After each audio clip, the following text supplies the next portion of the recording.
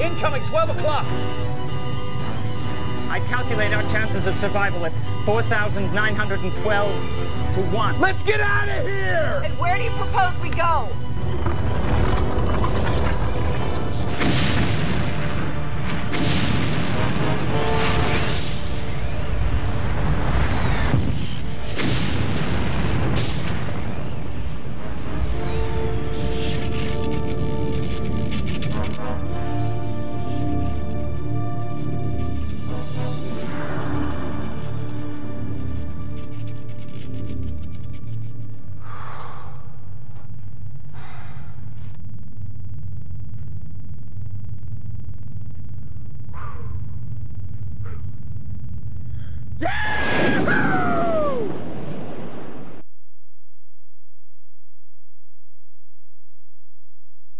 Ghen War on the Sega Saturn. This is a game I actually kind of recognized twice over without having any sort of connection that they were the same game. First time was on a demo disc, the Sega Saturn bootleg sampler that came with my first Saturn all the way back when I was a kid, and I used to play that demo disc and watch all the games it listed over and over and over, mostly because I didn't actually have any games for my Saturn. And the second time I sort of became familiar with this is just trolling eBay for cheap games to get for the Saturn, because this one was always amongst them, and I never made the connection that the demo and that listing were the same game at any point. And you can see me play through that demo after about 20 years here on this channel if you want. Not so subtle plug there.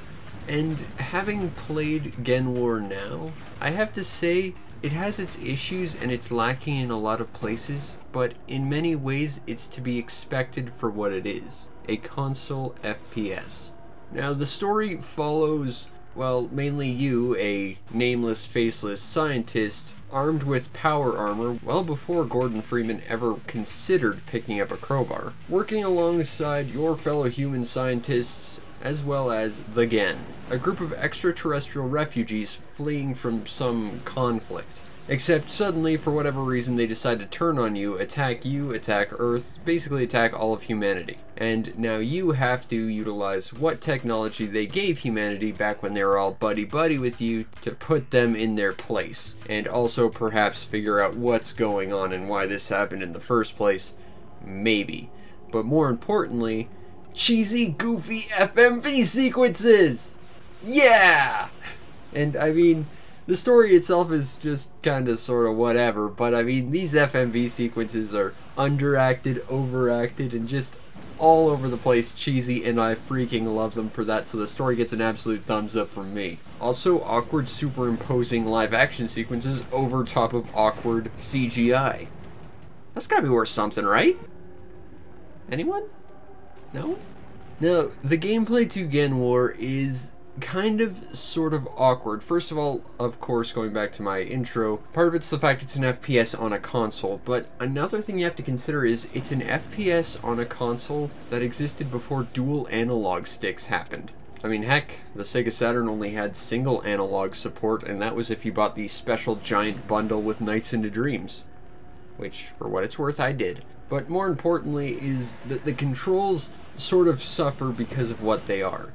Now, let's just go with directional controls here. You can move forward, you can move back, you can look left and right. Okay, that's not too bad. And if you combine it with the shoulder buttons, you can strafe right and left respectively. Alright, we got some basic movements. Now, here's where things start to get a little bit awkward though. While you can move and look left and right, you can move up and down, but you can't look up or down.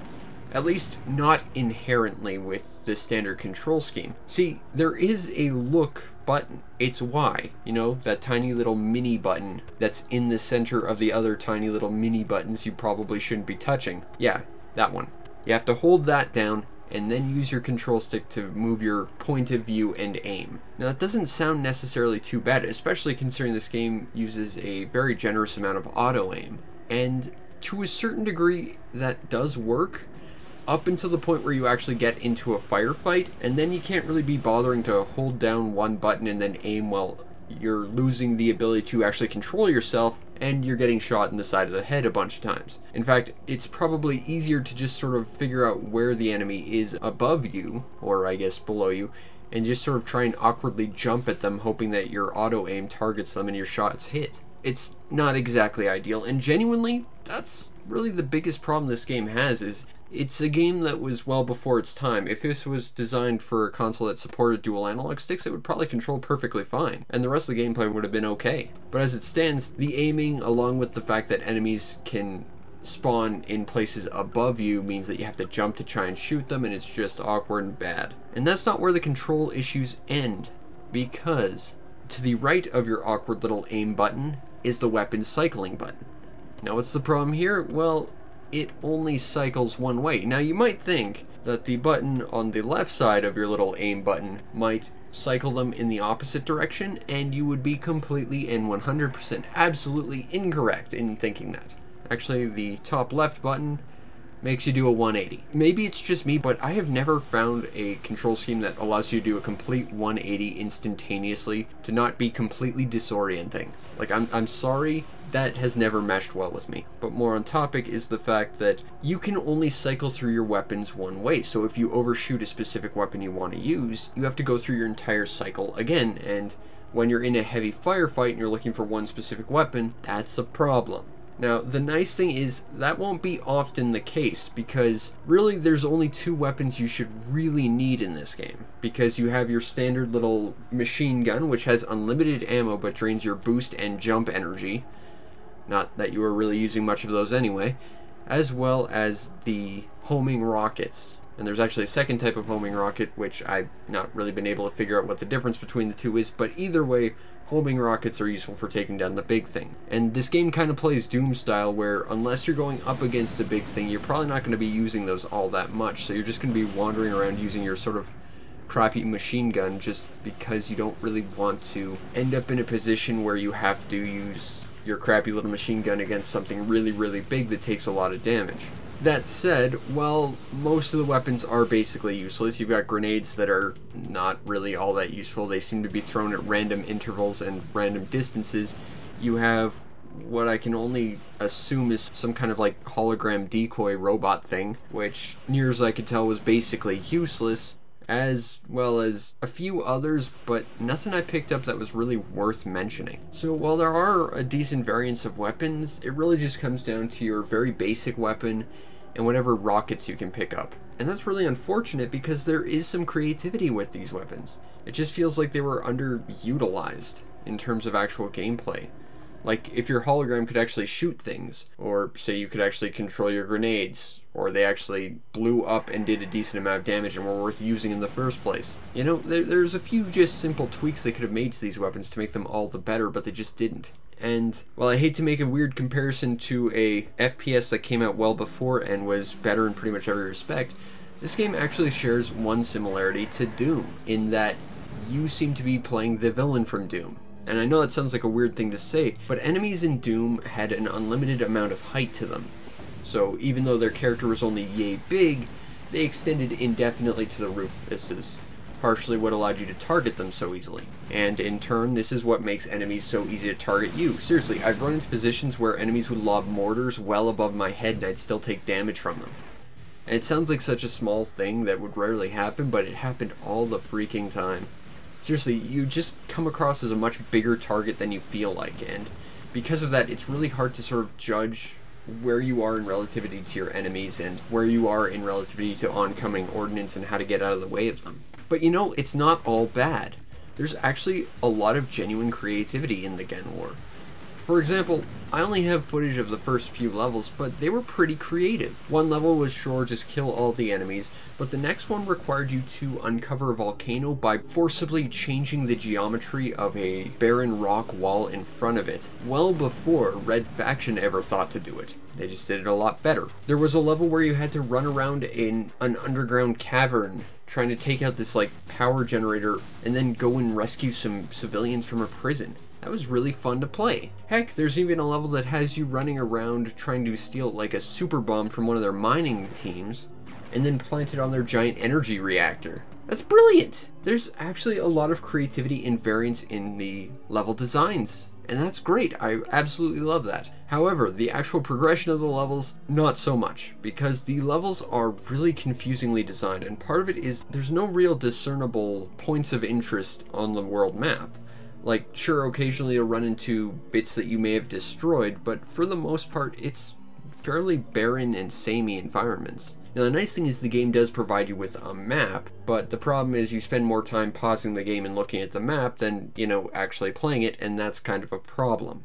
But the environments themselves are actually pretty cool. There's actually a certain degree of destructible environments, as I already mentioned, and some of the levels actually have a little bit of verticality built into them, requiring you to sort of jump up these giant bits of terrain to try and pick up a stray errant power-up. Unfortunately, the game doesn't seem to like you doing this, and half the time you end up just sort of sliding down the wall and bashing your face into it, but still, they tried something interesting with this, and it works half the time. And I know it sounds like I've been entirely negative about the Ghen War up to this point, but you know, the gameplay is actually pretty fun. Getting into firefights is fast-paced and hectic. Sure, it's partially because of the clumsy controls and the sort of binary strafing. Seriously, this game feels like it was designed for a controller that had pressure-sensitive shoulder buttons and a second stick. Seriously, if it just had that, it would control perfectly. I'm sorry, gonna try and get back on topic. But, you know, the actual gameplay is fun, it's varied, and they really felt like they were trying to do a lot of really interesting experimental things with this game. And while not all of them panned out, it's still kind of fascinating to play. Now, the presentation to Ghen War is not really all that stellar. First and foremost, this game likes to use 3D models for enemies instead of 2D sprites, which at the time would make it look very, very advanced, but at the present date makes it look very, very dated. But that said, there are a decent number of enemies. There's a decent number of weapons that, while sure aren't all that great to use, you know, there's something there. But my biggest problem visually with this game, and I know it's not the entire game, it's just what I've recorded here, so it's not the best representation visually, but this game really starts you off on the wrong foot, where the first handful of levels take place on Mars, and it just looks bland and barren, and all the levels look identical. And I know there are levels later that take place in, like, technological facilities and stuff. I've seen images of it, and that actually looks a lot better, but they really do start you off on the worst foot. And they don't get you out of it until a couple hours in, which is not ideal. Audio-wise, well, I'm actually going to have to apologize a little bit for the unclean audio here, simply by virtue of there's not really all that much audio until you actually get into combat, which means you're probably going to be listening to a lot of sound effects over top of this. Again, I apologize. That said, the music when it's playing is actually pretty pulse-pounding and fast-paced, and when it's not, it is really kind of spooky and ambient, and I appreciate that. And hey, there is an awesome, incredibly cheesy, like, garage band rock song theme for this game, and that is worth all the points in the world to me. Seriously, throw that in with the cheesy FMV sequences and you have something here. Can we just get a Ghen War the movie? Seriously, someone buy the rights, hire all the actors back, and just make a full-blown motion picture out of this. I would see it. And that's like one ticket, $15, just out there, for anyone who wants to do this. But ultimately, the presentation leaves a lot to be desired, which feels a lot like a lot of gameplay choices in this game as well. Now, if you want to get a copy of the Ghen War, it's gone up a little bit since I bought my copy, but it's still not super, super expensive. You can get it complete for about 20 bucks, and that's not horrible. I got my copy disc only for about $5, and if you want to import a copy, well, it'll cost you $1. And you know, at that price with the cheesy theme song and the awesome cutscenes alone, that's worth it to me. I think that is absolutely worth it. On top of being able to satiate my childhood curiosity from that demo I played all the way back when. Now I just have to go and identify the rest of the games on that demo. And hey, you get a kind of sort of semi-decent if experimental little shooter at the same time. So you know what? For $5, maybe $10, Ghen War comes kinda recommended. Just don't pay too much for it, because this game could certainly use some alien technology to advance it. It's not that great. Jenner? What the?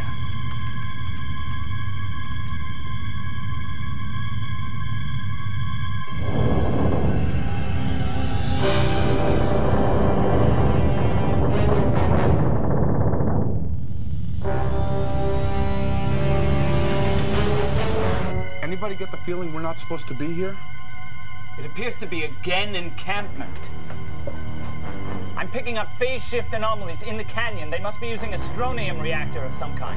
What do you like, fry fish in that or something? That would be inadvisable, sir. Strontium phase reactors would disintegrate fish in 2.4 nanoseconds. I knew it. Sunstar 4, do you copy? Sunstar, do you read?